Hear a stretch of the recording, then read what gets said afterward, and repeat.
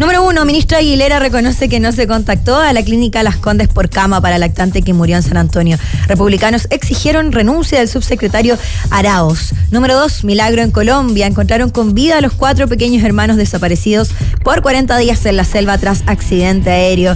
3, presidente Boric adelanta posible fusión de colectividades del Frente Amplio en un solo gran partido. Número 4, murió Silvio Berlusconi, el primer ministro de Italia que fue ícono de escándalos sexuales y de corrupción. Y para hablar del puesto número 3 tenemos un invitado espectacular. Para nosotros es un honor tenerlo acá, en la 92.9.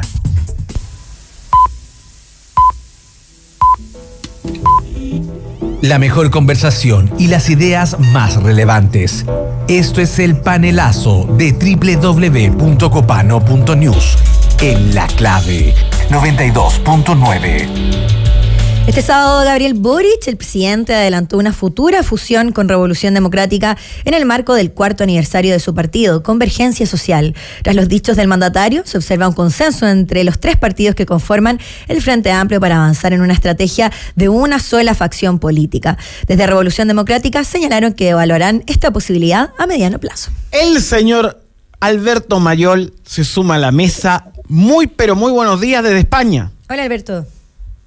¿Qué tal? ¿Cómo están ustedes? Muy buenos días. Qué placer tenerte para poder leer tu interpretación de este camino que va y viene, que algunos dicen que es a mediano plazo, que es la fusión de partidos dentro del Frente Amplio. Estratégicamente, en tu mirada, conociendo bien la historia, la interna, ¿qué te parece?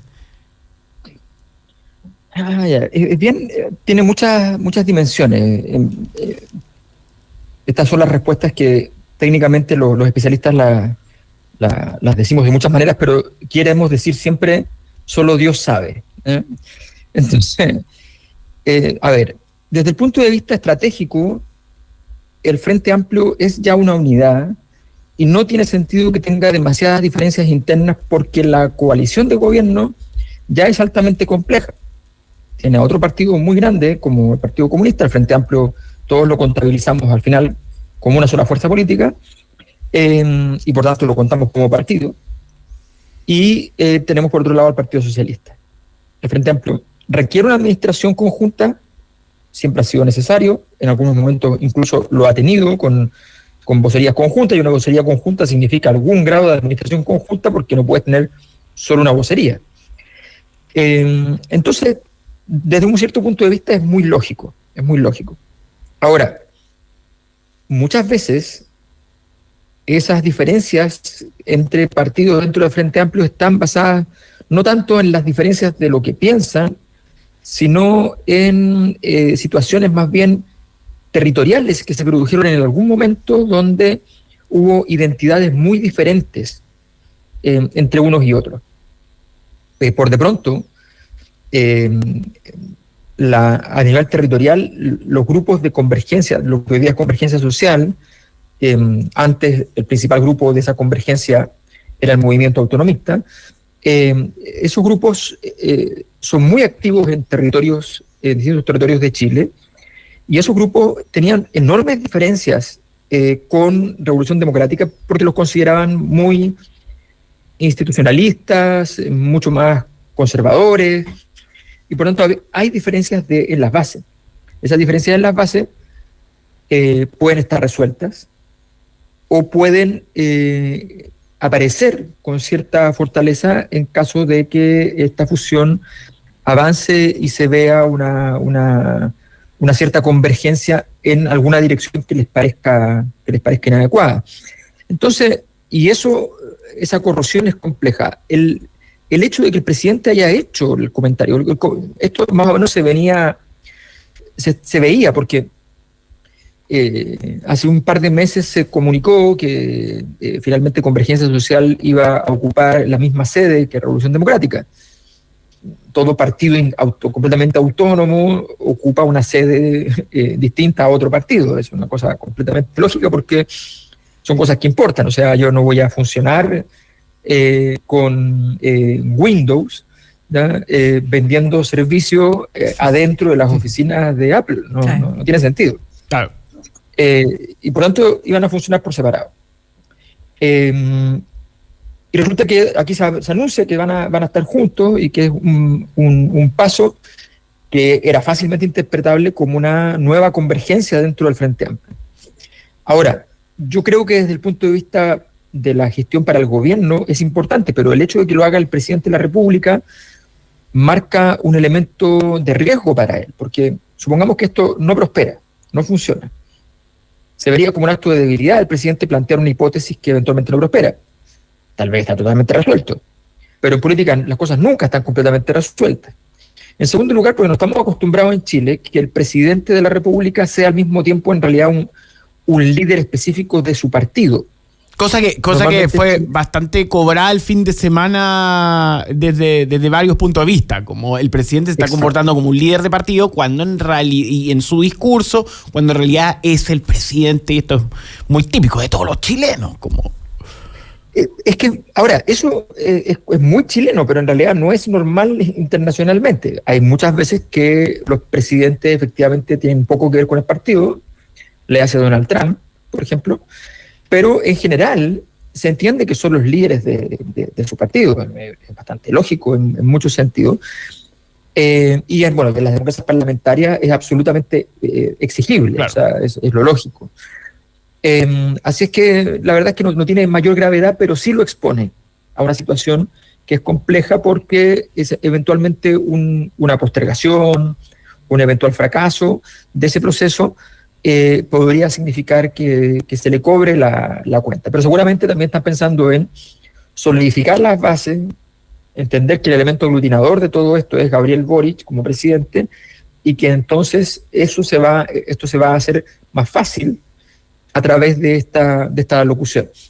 Yo creo que esto demuestra que el gobierno al menos tiene plena conciencia de que uno de los elementos más difíciles para administrar que ha tenido ha sido su propia configuración de sistema de alianzas y de configuración institucional interna de los partidos, movimientos y todos aquellos coaliciones que configuran el gobierno. No nos olvidemos que aquí hay coaliciones que están fuera del gobierno, que tienen ministros importantes dentro del gobierno, por de pronto la ministra del Interior. Entonces, aquí hay una situación de asimetrías, de donde lo cóncavo no coincide con lo convexo en muchos momentos. Y esa complejidad hace que el gobierno muchas veces trastabille en cosas que deberían ser de rutina. Creo que en ese sentido, al menos, se revela una conciencia de que hay que modificar aquello. Alberto, hola, Sebastián Flores por acá. Una pregunta primero para ti. Tú fuiste fuiste candidato presidencial por el Frente Amplio, esta vez estuviste en la formación un poco. Una pregunta muy breve antes es la siguiente. ¿Te sientes parte del Frente Amplio todavía de alguna forma o ya nada? Habiendo pertenecido. A ver, es como... Yo no reniego de mi pasado en el Frente Amplio, lo que significa que siento que hay una parte de mí que por supuesto está allí. Y yo me fui luego de ganar un juicio porque me echaron arbitrariamente. Uh-huh. Me echaron arbitrariamente, fui a juicio, gané, y ahí dije, ahora me voy porque ustedes obviamente no quieren que yo esté acá, yo tampoco quiero estar donde no quieren que uno esté, pero... Yo voté, Alberto. Que claro que... Debo hacer la aclaración. Perdona. Que dije, yo voté a Alberto. Debo decir. Nicolás Copano votó por Alberto en la primaria del Frente Amplio del 2017. Eso está diciendo. Está bien. Muy bien. Yo sé que trabajaba con la otra candidata. En la radio. Yo espero que el presidente también haya votado por mí, porque si le gustaron tanto los trenes, es lo lógico. No, pero Alberto, yo esta pregunta breve, que para saber si tu corazón todavía sigue siendo frente amplista, ya dejaste ir ese barco, ese tren más bien. La pregunta es, el Frente Amplio ya tuvo una convergencia que justamente se llama Convergencia Social, que unió a Izquierda Libertaria, que después se salió, a Socialismo y Libertad, sí, que es la coalición de donde viene la ministra Orellana, al Movimiento Autonomista y a Nueva Democracia, donde tú perteneciste también. Que se juntaron todos estos partidos en torno a la convergencia. Uno podría decir que es un partido instrumental de alguna forma, si piensa que son movimientos que tienen una raigambre ideológica profunda. Yo pregunto, ¿era tan profunda? Y segundo, hoy en día hay algo ideológicamente que diferencia Revolución Democrática con Convergencia Social, porque en el debate de la ciencia política o la filosofía política de fondo, ¿hay algo que uno diga, mira, Revolución Democrática tiene esta línea política que es totalmente distinta a Convergencia Social y por eso tienen que ser partidos distintos? Lo mismo meto a comunes. ¿Son partidos que uno diga son distintos o ya son cuestiones identitarias los que los dividen a esta altura? A ver, yo te voy a decir lo siguiente. El el Frente Amplio tenía declaraciones de principios muy diferentes dentro del Frente Amplio entre sí. A la hora de las políticas públicas eran prácticamente idénticas. ¿Ya? Por tanto, era lógica la fusión desde el punto de vista de las ideas para cómo gobernar, y había muchas diferencias desde el punto de vista, o sea, estamos hablando de que en la candidatura, por ejemplo, de Beatriz Sánchez, tanto en la primaria como después, en primera vuelta, fue apoyada por grupos que son libertarios, o sea, son anarquistas, y grupos que son liberales, ¿ya? Que son elementos completamente opuestos, pero que estaban de acuerdo en las políticas públicas, porque en el fondo, el espacio que ocupa el Frente Amplio es el espacio de la socialdemocracia, que es un espacio que el Partido Socialista se sentía por parte de sus propios militantes y por sectores de izquierda había abandonado. Y como el país estaba sus políticas públicas estaban muy a la derecha, entonces decir socialdemocracia sonaba una cosa súper...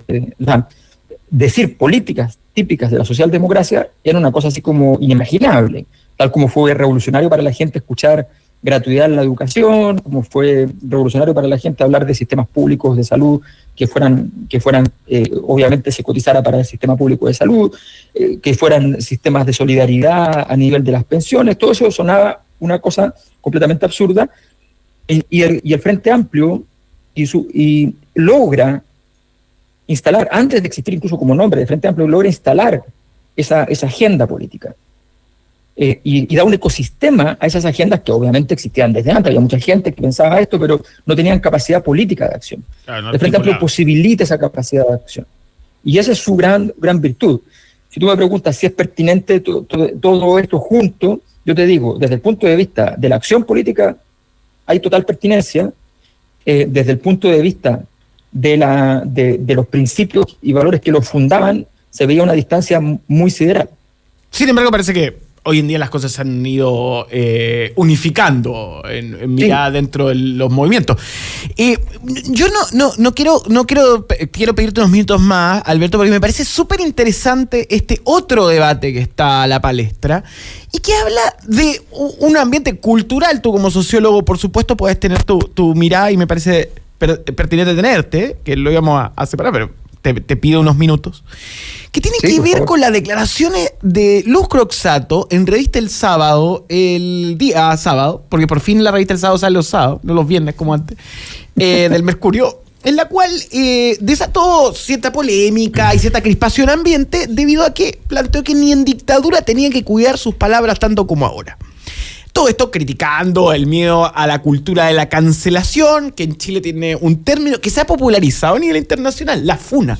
Nosotros, Chile inventa la funa y la ocupa en otros países, la está exportando. En España, y de hecho no ocupan el scratch, que es el término argentino. Claro, en la funa le ganó al scratch como conceptualización. Y generó distintas reacciones interesantes entenderlo desde el punto de vista de la cultura concertacionista, de la generación X, que se ve interpelada sin oportunidad política para poder concretar articulación. Y tiene mucho que ver también con la moral que la generación X, la generación 80, la vieja concertación, acusa que es la moral del Frente Amplio de alguna forma. Que es lo de la políticamente correcto, lo de la cultura woke o woke, como se dice. Que hay que buscar un término chileno del woke. Sí, por favor. Pues existe, se llama Ñuñoa. Entonces claro. tiene que ver también con una moral que se le asume también y se le pone a quienes son gobierno hoy en día y mayoritariamente al Frente Amplio. Entonces quiero ir a la pregunta acá grupal. Parto por Alberto, que está conectado. ¿Existe la cultura de la cancelación en Chile? A ver, primero yo creo que la entrevista de Luz Croxatto es muy interesante, para empezar, porque plantea de un estilo que es muy poco frecuente en las entrevistas en Chile, de manera clara su punto, a riesgo de lo que pudiera ocurrir. A ver, yo creo que es evidente que hay una especie de restricción respecto a una serie de temáticas sobre las cuales tú ya sencillamente no puedes referirte bajo ninguna perspectiva que no sea aquella que está tomando un cierto elemento hegemónico. Está prohibido porque pasas a ser básicamente como considerado nazi, ¿no? Entonces ya es automático. Efectivamente hay algo de eso. El argumento que ella da es un argumento que yo supongo que yo entiendo y que yo supongo que la mayor parte de la gente entiende, pero me parece que las críticas que le hacen a ella es porque sencillamente no le entienden ese argumento. El argumento que ella dice, uno podía hablar más en dictadura. No se refiere naturalmente a que no, me imagino, entiendo yo, que no se refiere, me imagino, a que pudieras decir cualquier cosa en dictadura, porque había cosas que no podías decir, no a riesgo de que te cancelaran, sino que a riesgo de que te detuvieran, te torturaran o eventualmente te mataran, ¿ya? Eso todos lo entendemos. Lo que ella me imagino que está diciendo es que está hablando de que es muy fácil en distintas temáticas, hablando libremente, decir algo que inmediatamente sea objeto de que por favor no. Ahora eso no pasa solamente en Chile, ojo, está pasando en muchas partes. O sea, yo una vez, en una entrevista hace poco acá en España, explico que el libro sobre las 50 leyes del poder en El Padrino es obviamente un libro muy patriarcal, porque no podría ser de otra manera. O sea, eso claro, es la figura del padrino es eso. Entonces, y resulta que hay gente que protesta rápidamente, ya diciendo cómo se va a aceptar que haya un libro patriarcal. Entonces digo, bueno, ya está, o sea, estamos en esto, ¿no? Bueno, de alguna manera, yo el otro día se lo escribí a una persona que conversábamos por el WhatsApp y le decía, mira, antes los curas promovían un cierto moralismo muy restrictivo, ¿no? Pero resultó a la larga que nos enteramos que eran libertinos, ¿no? Pero ahora tenemos a los libertinos que promueven la revolución en la moral, pero resulta que excomulgan al que piensa distinto. O sea, tenemos una situación que a mi juicio es absurda, donde decimos, no, esta es una sociedad donde la libertad debe campear, pero al mismo tiempo, para que la libertad exista, tiene que haber restricciones claras respecto a lo que se puede decir en broma, en serio, de distintas maneras.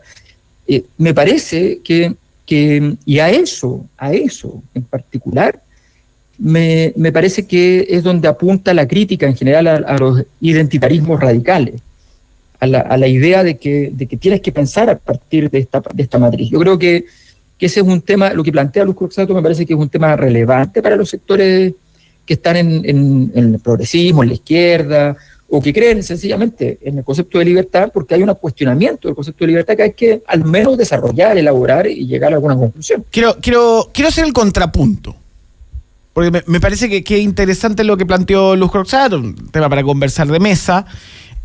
Comenzando de acuerdo contigo, y esto es difícil, porque estamos haciendo mansplaining probablemente, y lo que quiero ir no es a que Luz no tenga la capacidad, una notable guionista, etcétera, pero que, por supuesto, en las páginas de un diario siempre queda cristalizado de una manera u otra.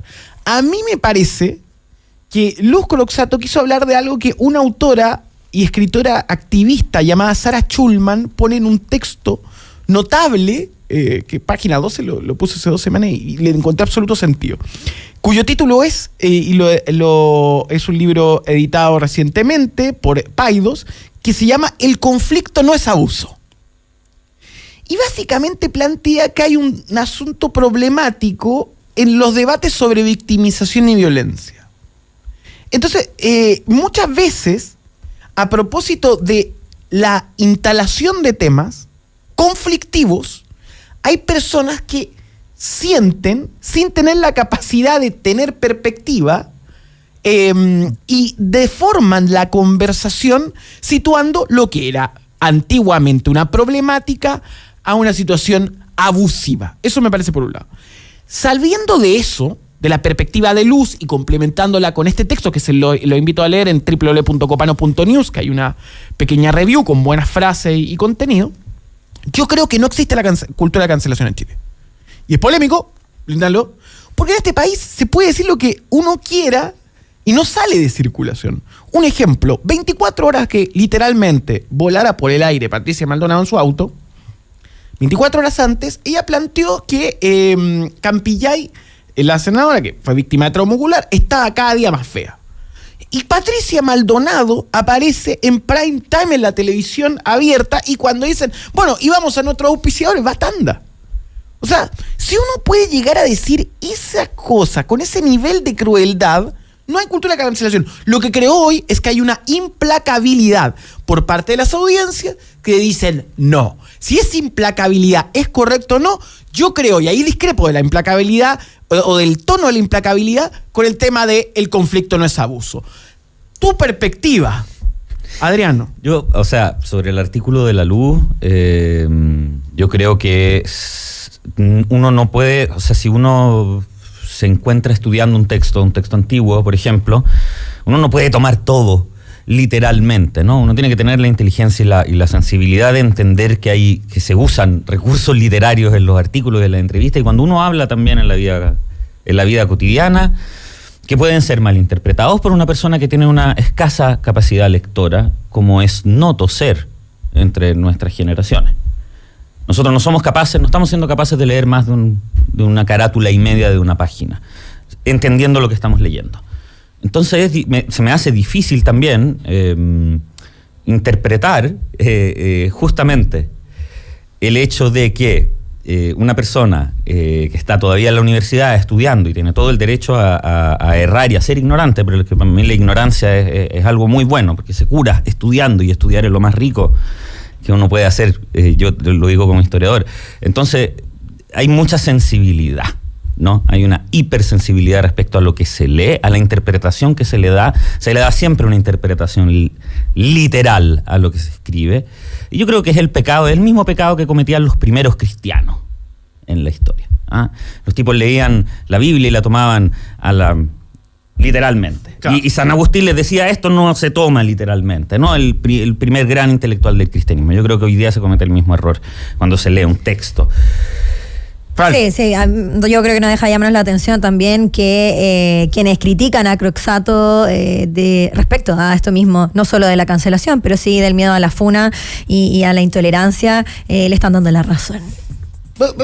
Son perspectivas, son las 8:56. Todos pusieron la suya en la mesa. Disculpa, una cosa breve. Dale, Alberto. Dale. Cierra, Alberto. Sí, muy, muy breve. Mira, lo que pasa es lo siguiente, que o sea, me parece que es muy importante el tema de la posibilidad intelectual de trabajar este tema. O sea, en primer lugar, porque justamente nosotros lo que estamos haciendo aquí es interpretar una entrevista, tratando de entenderla. No tiene nada de malo. Cuando se habla de mansplaining en el feminismo, se habla de cuando tú estás interrumpiendo a una mujer para decir lo que ella realmente piensa. Eso es.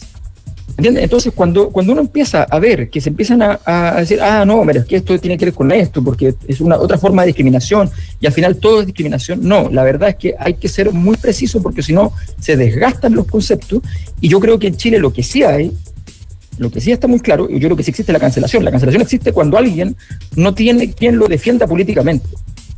Es decir, las personas intelectuales, si no tienen atrás alguien, corren un enorme riesgo de cancelación. Y eso sí me parece particularmente peligroso.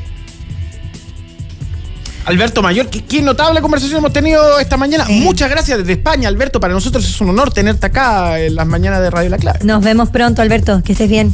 Nos vemos. Chao. Gracias. Y sigan la Cosa Nostra, por supuesto, que está súper interesante esta semana a propósito de lo que ha pasado. Adriano, un placer tenerte esta mañana. Sí. Muy bien.